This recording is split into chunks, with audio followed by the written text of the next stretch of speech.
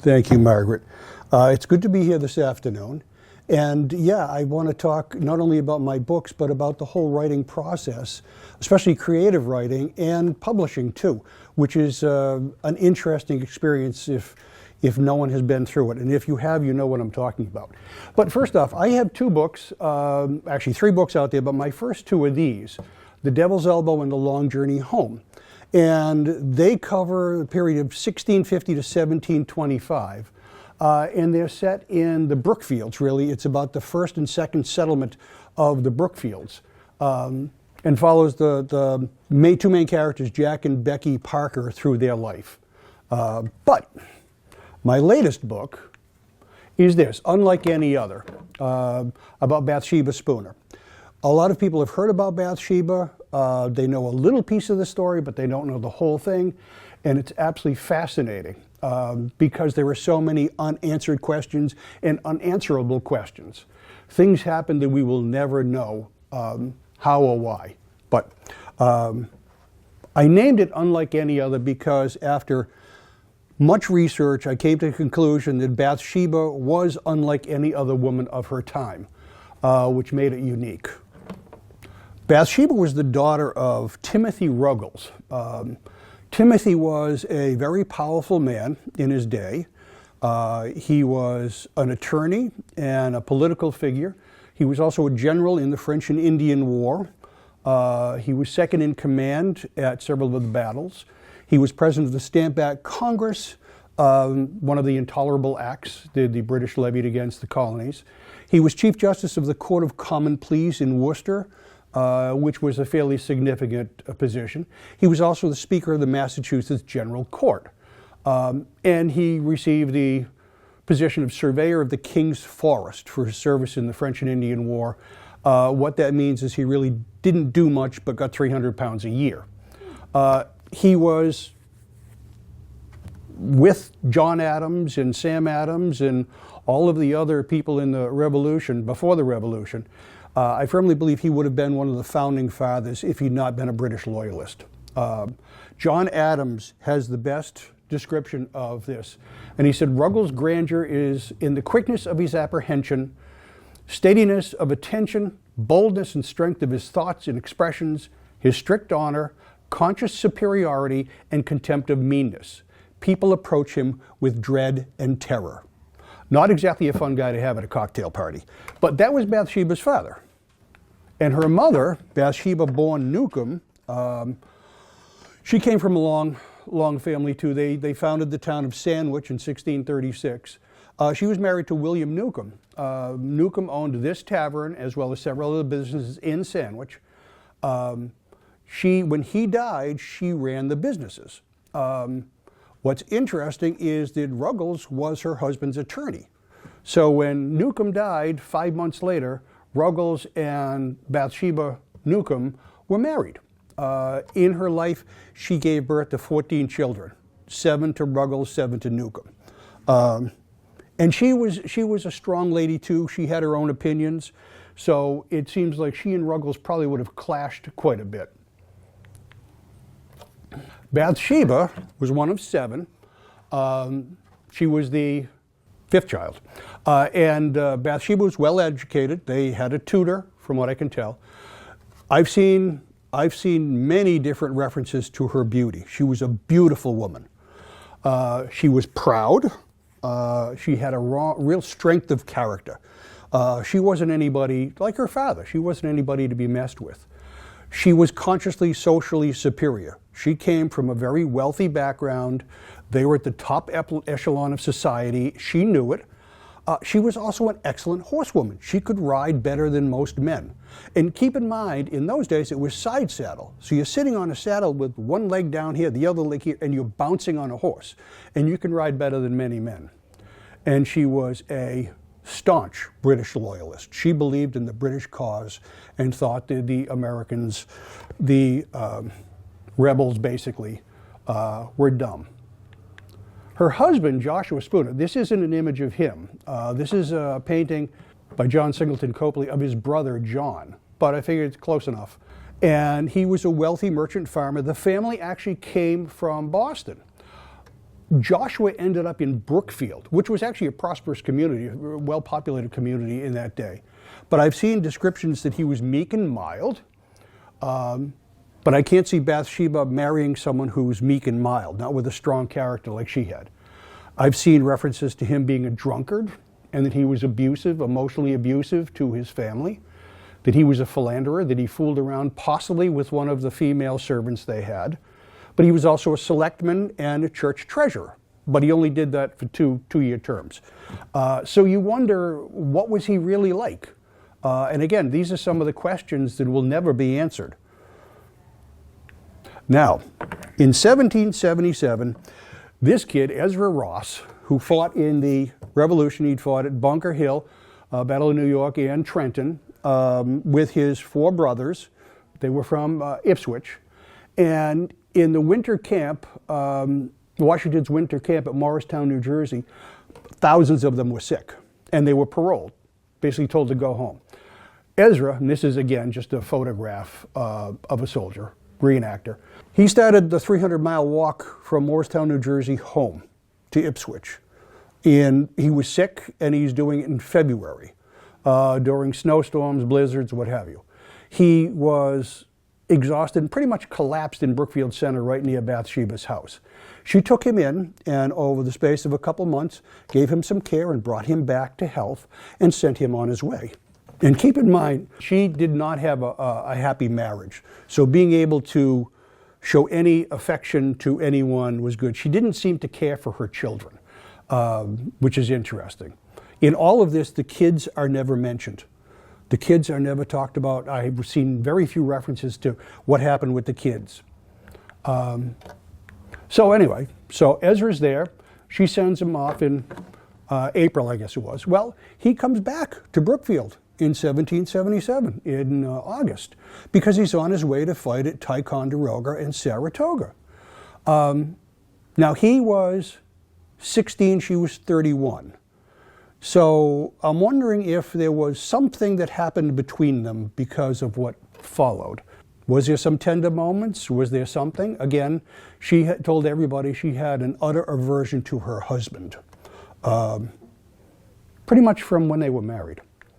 In November 1977, Ezra comes back because General Burgoyne, John Burgoyne, Gentleman Johnny he was known as, he surrendered at Saratoga, and his 6,500 soldiers were taken prisoner.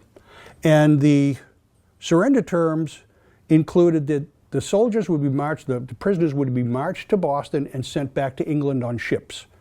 When the Continental Congress heard about that, they went, time out.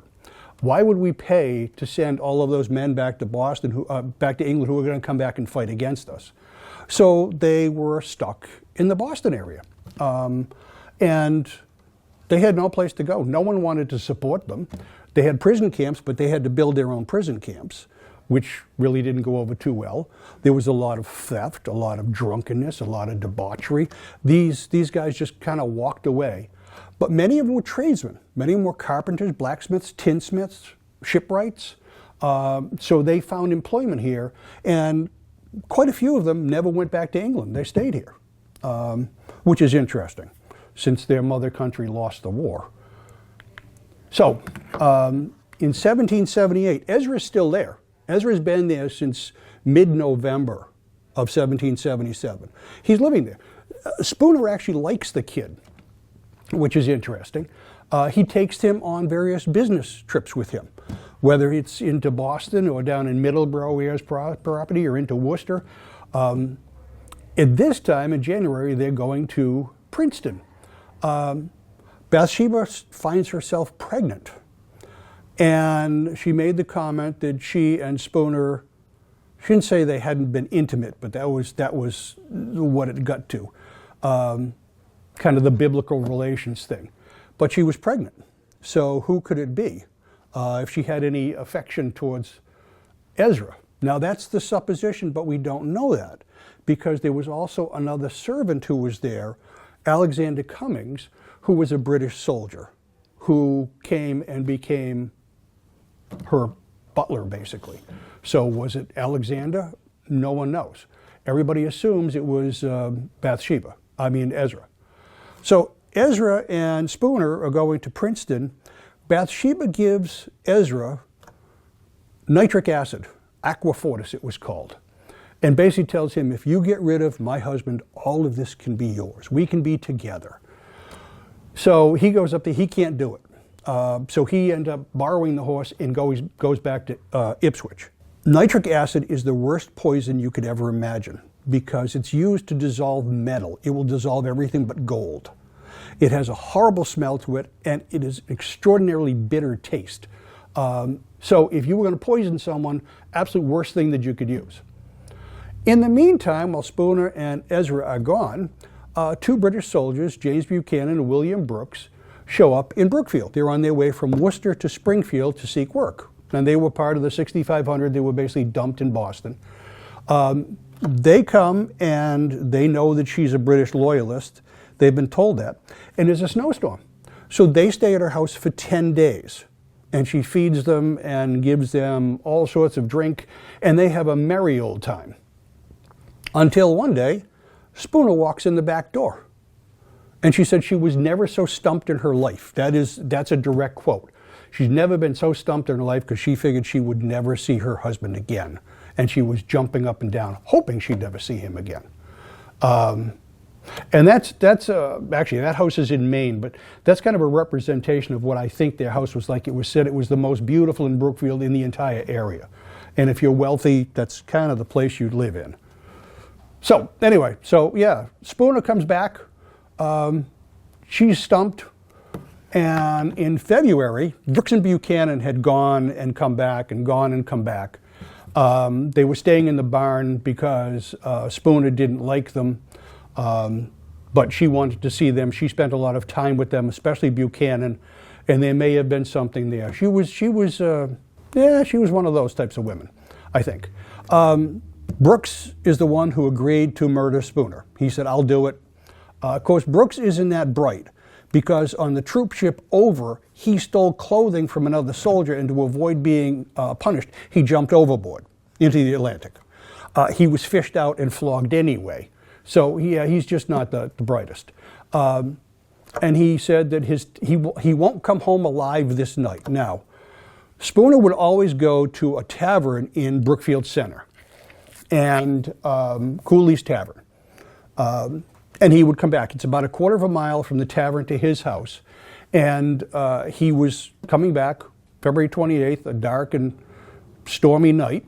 And he comes back and Buchanan attacks him, beats him, punches him, takes a club, and really does a number on him. And he may have killed him, he may not have. But he went in and got Ezra and Buchanan, and they put him down the well, the only well on the farm. So you know at some point someone's going to come out and go, "Oh, Mr. Spooner, what are you doing in the well?" Bathsheba's quoted as saying, "I hope he's in heaven." An odd comment for someone who wanted him dead half an hour later. Not only that, but she gives them money, 400 pounds. Now these guys, they're soldiers. They don't have much. So she gives them 400 pounds, which is a lot of money. She gives them Spooner's clothing because Brooks and Ezra fit into it. And she gives them his watch, shoe buckles, all of the other types of jewelry, identifiable things, all engraved with J.S., Joshua Spooner, which doesn't make a lot of sense either. So the next day, actually that night, Brooks and Buchanan and Ezra walked to Worcester. Now, in those days, it wasn't unusual for people to walk everywhere. And I have seen accounts where people would walk from the Brookfields to Worcester and back again in the same day. That's a total of 34 miles round trip. So they walk to Worcester. They go to these two taverns, Walker and Brown's Tavern. They're drinking. While Brooks and Buchanan are drinking, Ezra is all upset. He's a 17-year-old kid. So he goes and hides up in the attic, and Brooks and Buchanan are drinking. And people start wondering why these two soldiers have so much money and are drinking so much. Brooks had, I think it was Spooner's shoe buckles, again, that said JS, and someone said, "How come you have those shoe buckles?" "Oh, I don't know, I got them somewhere." Brooks had the watch that had JS on it. Word of the murder made it to Worcester. They were arrested. They were like, she made us do it. She said, I had nothing to do with it. They did. She and her servants are brought to Worcester. She's arrested and questioned that night. And finally, around dawn, she confesses and says, yes, I put them up to it. They did it at my urging. I'm responsible. So, Tuesday, April 21st, there's an indictment. And it is long, it is windy, it is boring, it's repetitive. However, the phrase that stuck out is not having God before their eyes, but at the instigation of the devil, they murdered Joshua Spooner. And that's what they were charged with. In those days, a trial ended on the same day it started. There were no continuances, it didn't go for a month. Like current trials. This was the trial of the century, literally. And it wasn't just here, it was throughout the colonies, because the word had spread of all of this, of course. They tried to keep it from Timothy Ruggles, but I don't think they were able to. Robert Treat Paine was the prosecutor. He was a signer of the Declaration of Independence. He was a heavy hitter. Levi Lincoln had been practicing for 6 years, and he was told to defend Bathsheba, to defend all 4 of them. And Chief Justice William Cushing, I don't know why Cushing's name ended up over there, but Chief Justice William Cushing, he oversaw the trial. They all became fairly famous, but there was also Jedediah Foster, who helped write the Massachusetts Constitution, and then the other 3 judges. Robert Treat Paine, as I said, was signer of the Declaration of Independence. Levi Lincoln was elected to Congress, and in 1801 became Thomas Jefferson's Attorney General. Chief Justice Cushing, he ended up being appointed, he was one of the first associate justices appointed to the Supreme Court by George Washington. He also gave Washington the oath of office at the second inauguration.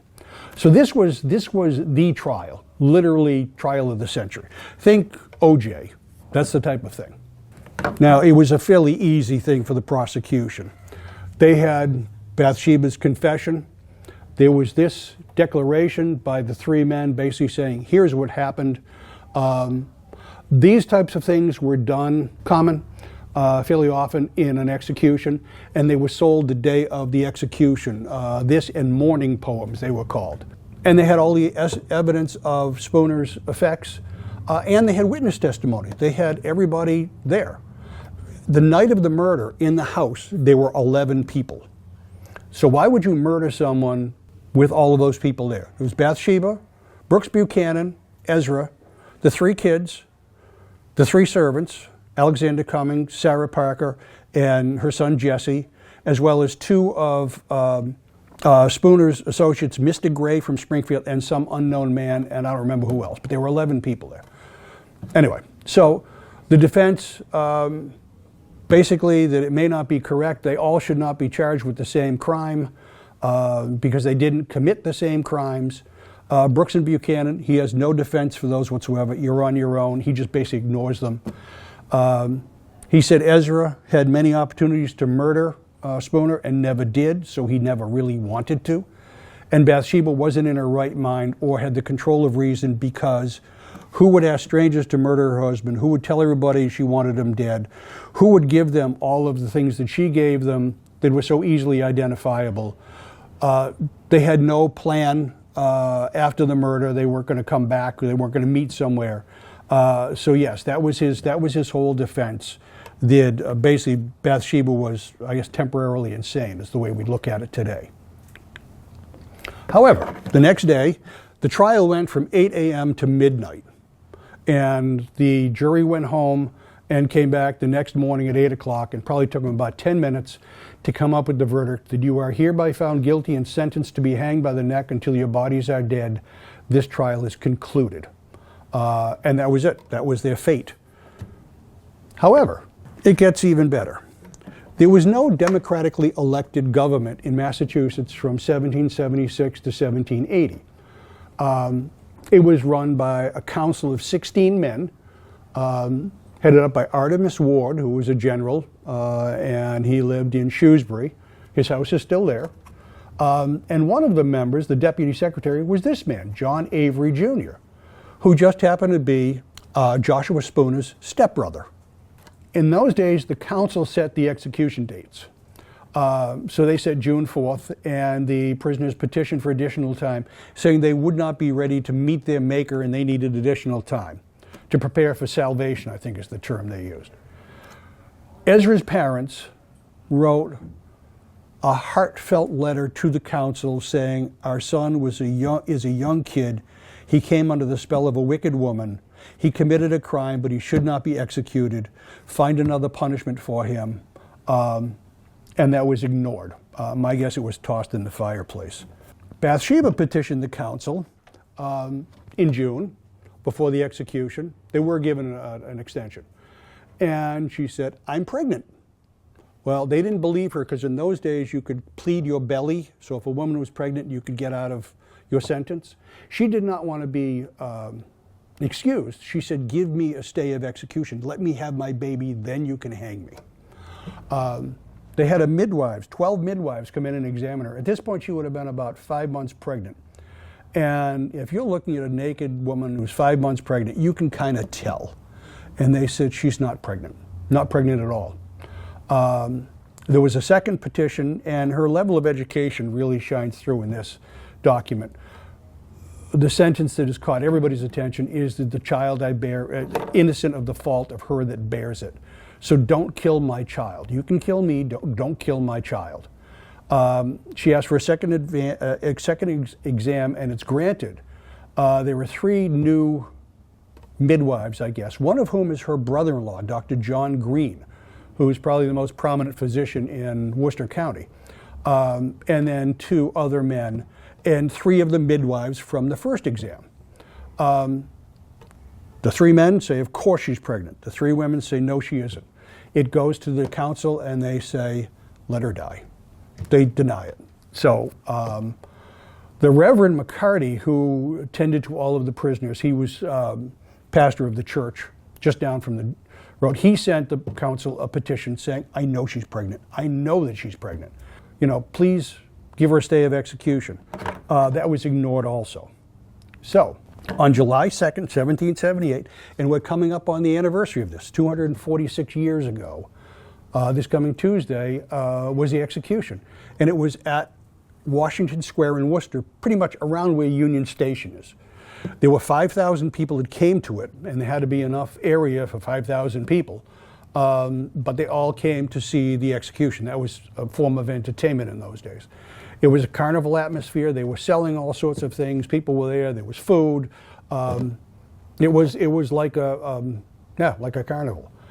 They marched people to the place of execution, and they would put the noose around their neck and make them hold the rope and march to the place of execution. They didn't do that with Bathsheba. This is a horrible etching, but this is Bathsheba with Reverend McCarty in his chaise, and they're being carried to the place of execution. And supposedly this is Ezra. Again, you can't see it because this got ripped and someone put tape over it, but Brooks and Buchanan. So they were marched. There was a thunderstorm building. They were executed during the thunderstorm, and Bathsheba had asked for an autopsy. And I'm assuming her brother-in-law, Dr. Green, did it. And it was done and found that she had a perfectly formed 5-month-old fetus inside her. And there was an uproar against the council at that time that how dare you execute a pregnant woman. The council none of the 16 ever acknowledged this at all for the remainder of their lives. None of them ever said anything. So that was just ignored, which was amazing. So Joshua Spooner is buried somewhere in the Brookfield Cemetery. I know where his stone is. What's interesting is his marker is next to Bathsheba's sister's family's graves, which is a little interesting. His stone is also much newer, probably from 1850 or so. So where he really was buried, no one knows. Bathsheba's sisters, Mary, who was married to Dr. Green, and Martha, who lived in Brookfield Center, they didn't want to bury her in Brookfield, so she was buried on the Green estate, which in 1905 was gifted to the city of Worcester and is now Green Hill Park. So Bathsheba is buried somewhere in Green Hill Park, she and her unborn child. They did know where her grave was, but in 1899, Elizabeth Cady Stanton, who was a women's right pioneer, she wrote an article about women being executed in the United States, and she used Bathsheba as the example. And there was a horde of people who came to Worcester to see Bathsheba's grave. And I have a photograph somewhere. I can't find it now. But it is of a low stone wall and a stone arch, and you look at it and you go, that's a grave. That's a cemetery right there. A little burial ground. But that was taken down because so many people were coming to see her grave. And supposedly the one person who knew, he took the secret to the grave when he died in 1940, and no one knows. I personally think that based on where the house was, she's now buried under the 6th fairway of the golf course. But that's Bathsheba's story in a nutshell. I could go on and on and on, but it's amazing did that happen to such a woman at such a time. Again, this story could be told in the modern day and it would be a movie in about 6 months.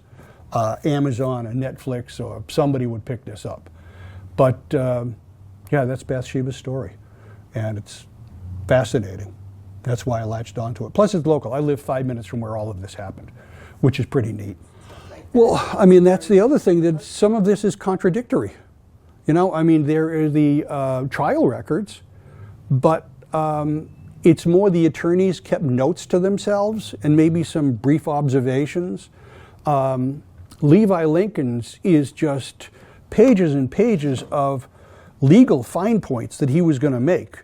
Party A does something to Party B, but Party C wants, and he went back and forth and back and forth. It will give you a headache reading it.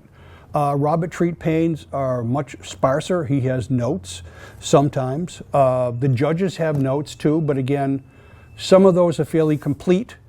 Actually, only one of them is fairly complete, and the others, some didn't take notes at all. So yeah, it's a real mix. And again, a lot of the things about her father are well known because he was so hated, pretty much. I mean, his effects are still in the Hardwick Museum. That they lived in Hardwick after they moved from the Cape. So they have his war chest. They have a bunch of other effects of his. Yeah, Bathsheba's mother never came to visit her in jail. For the entire time she was there, never came to visit her. And she only lived 22 miles away. Wanted nothing to do with her daughter. A lot of the stuff is just you read one thing and then you read the other. Like Spooner. Was he meek and mild? Again, I can't see Bathsheba marrying someone like that. I believe that she was forced into the marriage that her father said, you're marrying Spooner, and that's it. But was he a drunkard? Was he a philanderer? You know, what was he? Trying to be able to identify their personal characteristics is difficult. But yeah, that's Bathsheba's story. You know, I did a lot of research through the Antiquarian Society has quite a bit, but I also read some very good books. Bathsheba's trial is featured in the top 5 American criminal trials in American history. It's been written up I don't know how many times. There was one within the last 10, 15 years by an attorney who said that that was a absolutely miscarriage of justice because they should have each had their own attorney, they should have each been charged with different crimes. He went through what would be done today and just what a mess it was and how they were railroaded, basically. But even like it seems that after that sort of festival atmosphere during the execution, that people turned against the whole momentum and. But that was briefly. Oh. I mean, it was the you executed a pregnant woman. Yeah. And then it was, yeah, but she's the daughter of Timothy Ruggles, and she was a British loyalist, and she killed Spooner, who people liked, you know, so all of a sudden the tide shifted back. Yeah, she's a nasty woman. We hate her. So, yeah, it was interesting, very interesting. But I spent probably 2 years writing the story. I actually was writing another story, and I put that aside to write this. Writing a book generally takes about 2 years for a decent author. Some take longer, some take less. I've known people who've written books in 6 months. I could never do that myself. I tried and it didn't work. But the book I was working on was The Farmhouse, which is the third book in the series, The Devil's Elbow, Long Journey Home, and now The Farmhouse. And it traces the 13 generations of the Parker family up to the present day. It's a different type of story. And I finished that. I'm having it edited right now, and I'll see what I can do with that. But then I've started working on a completely different story. I think I'm done with historical fiction, and this one is Father Bob's Biker Bar. It's about a man who basically gets thrown out of the seminary where he went to please his mother, and he ends up, with the help of his childhood friend who's hit it big, buying a biker bar. He ends up making bad enemies out of 3 people.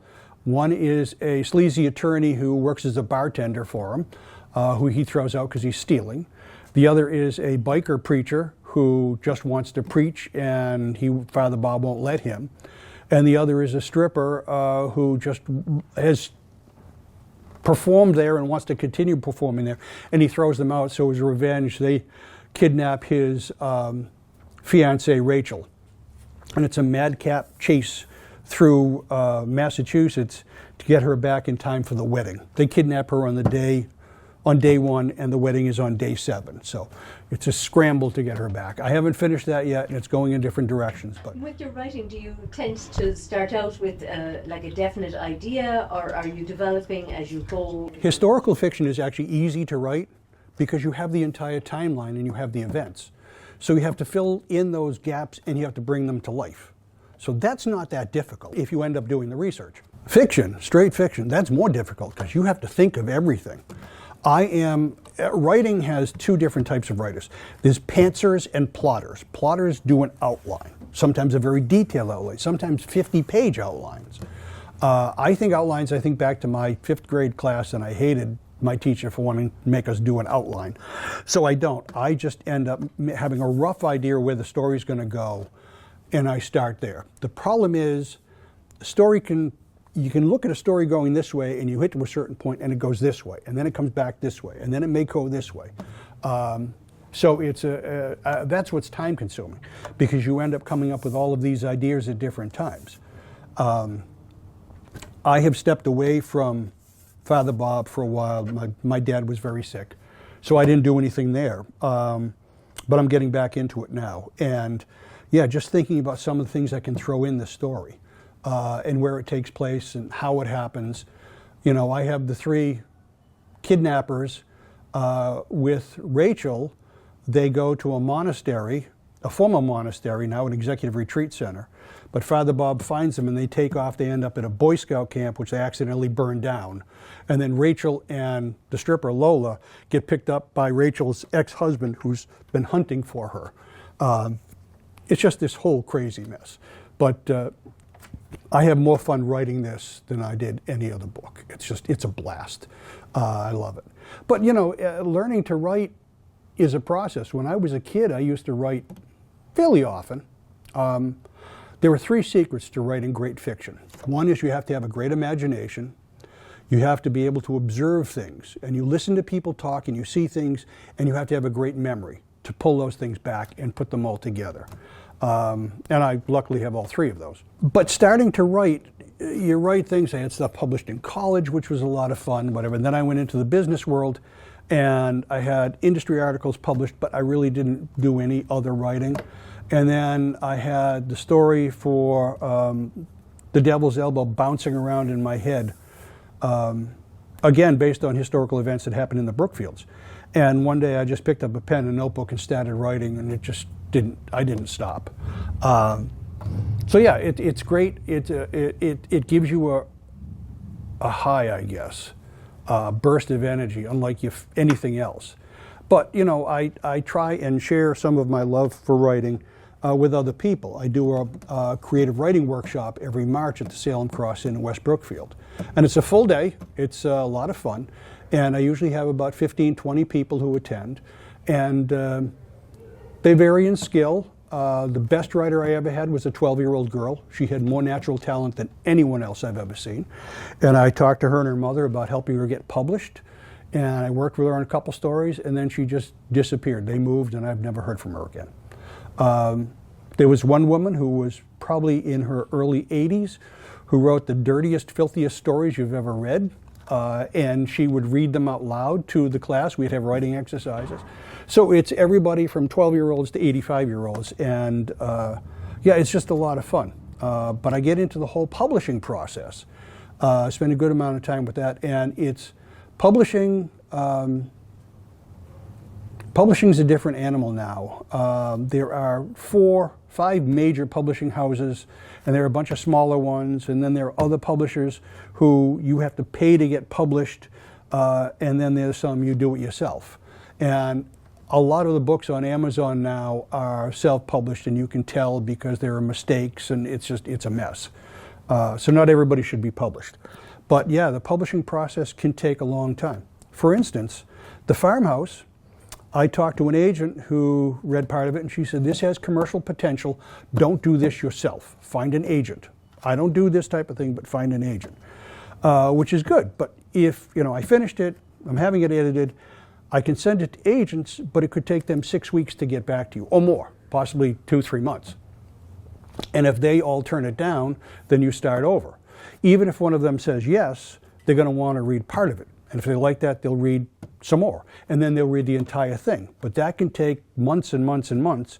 And then if they say, yes, I'll represent you, it goes to an acquisitions editor at a publisher who could take 6 months to read it and go back and go, I don't think so. This could take years. So it's entirely possible from the time we finish a manuscript to the time it would hit the street. Could be 3 years, maybe more.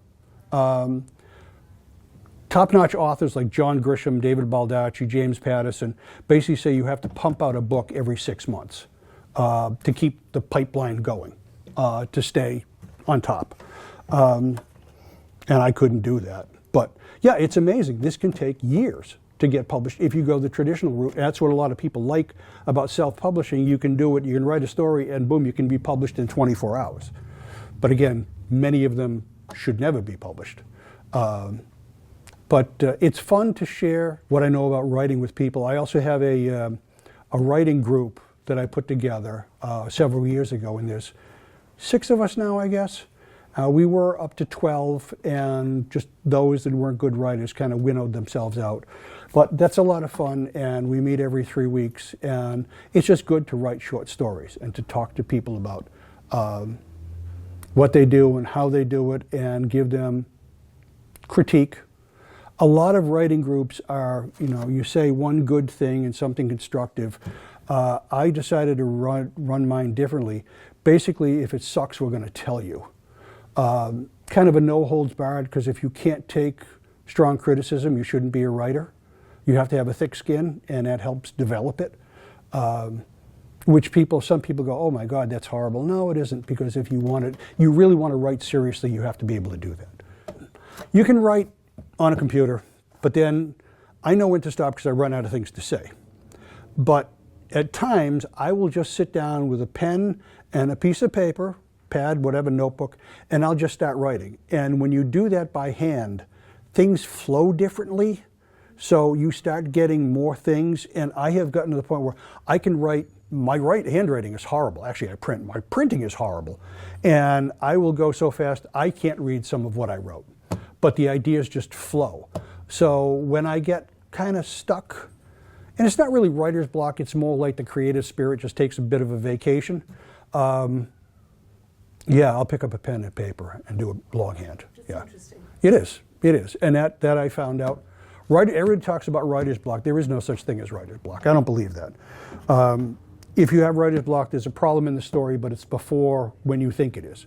So you have to go back and go through the entire thing and look at it. And one of the most difficult things about being a writer is when you're putting together a book and you have something that is perfect, absolutely perfect, some of the best writing you have ever done, It is there, it's your soul, you know it, and it doesn't fit the story, and you have to cut it. It's called killing your darlings, because it's something, it's your baby, and you have to get rid of it, because it doesn't fit. That's tough. Thank you for sharing the book with us this evening, and the book will be available at the Jacob Edwards Library if anybody would like to borrow. And thank you very much, Ed Londergan. Thank you for having me. I appreciate it very much. No, I try to keep my audiences riveted, but you know.